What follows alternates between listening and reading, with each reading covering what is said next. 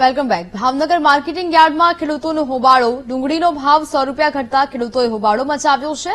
ડુંગળીના ઘટતા ભાવોને લઈને ખેડૂતો આક્રમક બન્યા છે। ભાજપના ઉમેદવારો યાર્ડમાં ફોર્મ ભરવા આવ્યા અને ખેડૂતોએ હોબાળો મચાવ્યો હતો। પોતે ડુંગળી લઈને આવ્યો જ છું આજે।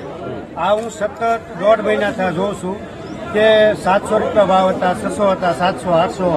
હમણે છેલ્લા કાલ સુધી 500 રૂપિયા ડુંગળી, 550, 750 માલ મુજબ પૈસા પછી।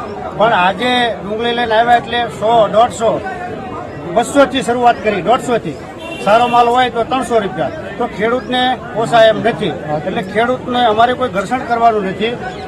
વેપારી ખેડૂતમાંથી જ કમાય છે, કારણ કે અહીંથી માલ ખરીદી ખેડૂત નીચા ભાવનો માલ ખરીદી અને ઉપર ઊંચા ભાવ લેશે, એમને ભાવ જાણે છે। છતાં અમારે કોઈ ઘર્ષણ કરવા નથી અને અમારે કોઈ બીજી રંજન કરવા નથી, પણ અમને પૂરતો 400 રૂપિયા ભાવ મળે તો અમારે પહોંચ થાય છે।